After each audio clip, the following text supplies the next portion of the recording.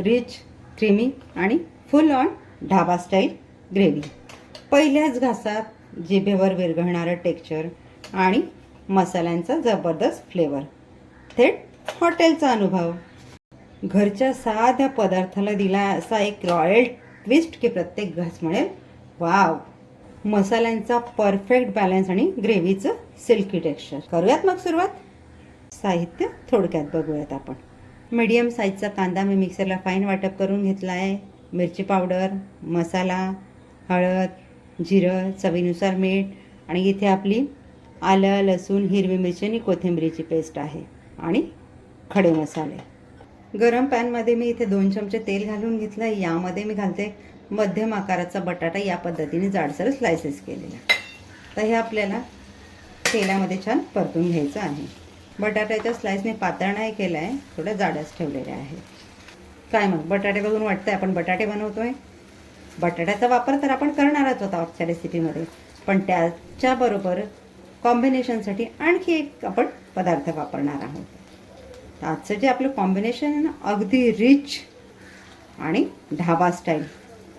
तुम्ही एकदा बनवलं नाही की पुन्हा पुन्हा हेच बनवाल. खूप छान बनतं हे कॉम्बिनेशन. माझ्या घरी नेहमी होतं, माझ्या मुलांना आवडतं, टेस्टही अगदी अप्रतिम लागते, म्हणून म्हटलं आज तुमच्याबरोबर शेअर करावं. बटाट्याच्या स्लाइसचा आपला हलका रंग बदललेला आहे. आता या स्टेजला आपण तेलातून बाहेर काढून घेऊया. पॅनमध्ये आपण घालून घेतोय आपल्या आजच्या रेसिपीमधला पुढचा महत्त्वाचा घटक, तो म्हणजे बॉईल केलेली अंडी. आपण इथे फक्त अंडी तेलात परतून घेते. मसाले, मीठ कशाचाही वापर केलेला नाही आहे. अंडी तर आपण नेहमी बनवतो, आपल्या घरी वेगवेगळे प्रकार होत असतात, पण या पद्धतीने एकदा तुम्ही बनवून बघा. तुमच्या घरात सगळ्यांना एवढे आवडेल ना, एकदा बनवली की तुम्ही याच पद्धतीने ही भाजी बनवाल.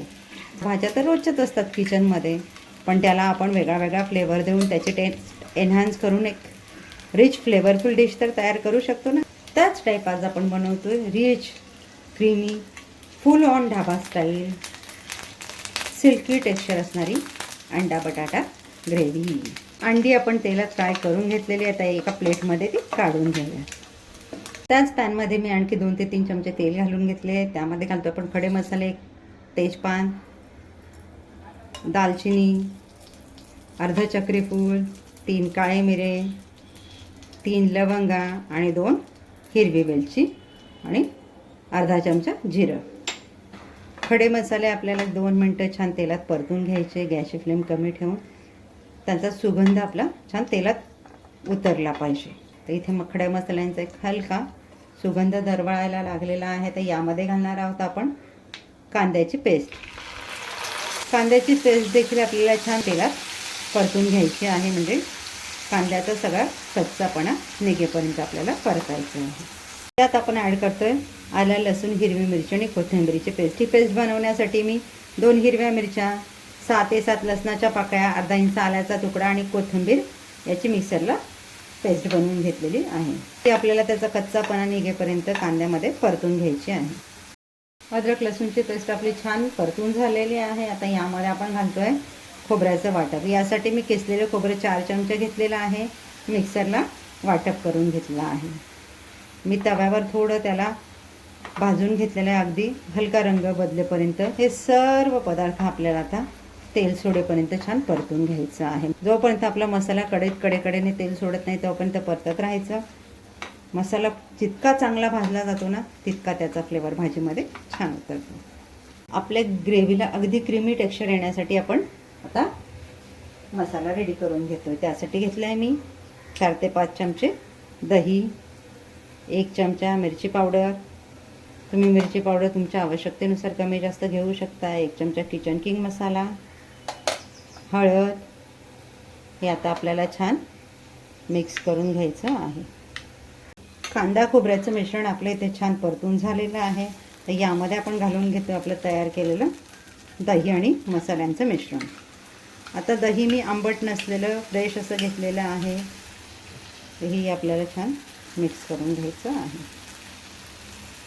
मसाले देखील आपले तेलात छान परतून झालेले आहे. मसाल्यांचा एक छान सुगंध दरवळायला लागलेला आहे आणि कडेकडेने मसाले तेल देखील सोडायला लागलेले आहेत. स्पॅच्युलाला बघ किती तेलाचा तवंग लागतोय, म्हणजे आपले मसाले खूप छान इथे भाजून झालेले आहेत. मसाल्यामध्ये आपण घालून घेतोय मगाशी फ्राय केलेले बटाटे आणि अंडी बटाटे आपली याच्यात घालून झाले. एकदम मिक्स करून घेऊयात. गॅसची फ्लेम आपली मीडियम आहे. यामध्ये आपण मीठ अजून घातलेलं नाही आहे. भाजीमध्ये आपण पाणी घालणार. आपल्याला किती भाजी हवी आहे तो अंदाज बघून आपण यामध्ये मीठ घालूया. नेहमी भाजी करताना ही गोष्ट लक्षात ठेवा, विशेषतः पालेभाज्या करताना, की आपण पालेभाज्या घालताना कढईभर होतात आणि शिजल्यानंतर प्लेटभर होतात. त्यामुळे भाज्या शिजायला घातल्यानंतर त्या थोड्या शिजत आल्या की मगच त्याच्यामध्ये मीठ घालायचं, म्हणजे भाज्यांमध्ये मिठाचं प्रमाण अगदी परफेक्ट होतं. तर यामध्ये मी घालून घेते गरम पाणी. मी इथे जवळपास 1.5 ग्लास गरम पाणी घालून घेणार आहे. तुम्ही तुमच्या आवश्यकतेनुसार पाणी ॲड करा. आता आपण घालून घेणार आहोत भाजीमध्ये चवीनुसार मीठ. मीठ घालून एकदम मिक्स करून घ्या आणि गॅसची फ्लेम कमी ठेवून छान एक 5 ते 7 मिनटं भाजी झाकण ठेवून शिजवून घ्या. 5 ते 7 मिनटं आपली झालेली आहेत. ग्रेव्हीचं काय घमघमाट सुटलेला आहे. आता यामध्ये मी घालून घेते घरच्या दुधाची साय. हे ऑप्शनल आहे, तुम्हाला नसेल घालायचं, नाही घातली, स्किप केली तरी देखील चालेल. याच्याने आपल्या ग्रेव्हीला आणखी छान एक क्रीमी टेक्स्चर येईल. आणि यामध्ये ॲड करते थोडी कसुरी मेथी. मी हलकी तव्यावर गरम करून घेतली, हाताने चुरून घेतलेली आहे. आजच्या रेसिपीमध्ये आपण किचन किंग मसाल्याचा वापर केलेला आहे. तो होममेड मसाला आहे. तुम्हाला जर किचन किंग मसाल्याची रेसिपी हवी असेल तर कमेंट्समध्ये किचन किंग यस टाईप करायला विसरू नका. जर तुम्हाला अशा छान छान नवनवीन व्हेरिएशनच्या रेसिपी बघायच्या असतील तर आसनाज किचनच्या व्हिडिओजला लाईक करा, चॅनलला सबस्क्राईब करा, व्हिडिओ फ्रेंड सर्कलमध्ये शेअर करा. अंडा बटाटा रिच ग्रेव्ही आपली रेडी झालेली आहे. आता आपण गॅस घालवून देऊयात. झाकण ठेवून 2-3 मिनटं तिला छान वाफवू देऊयात आणि मग घेऊयात प्लेटिंग करायला. तयार आहे आपली घरच्या साध्या पदार्थाला रॉयल टच आणि ट्विस्ट देणारी, प्रत्येक घास म्हणेल वाव अशी अंडा बटाटा मसाला ग्रेव्ही. तुम्हीही एकदा नक्की बनवा, तुम्हालाही आवडेल. चवीला खूप छान लागते. एकदा ट्राय केली की पुन्हा पुन्हा तुम्ही हीच बनवा, ही माझी खात्री आहे. भेटूयात पुढच्या व्हिडिओमध्ये एक नवीन रेसिपीसह. थँक्यू.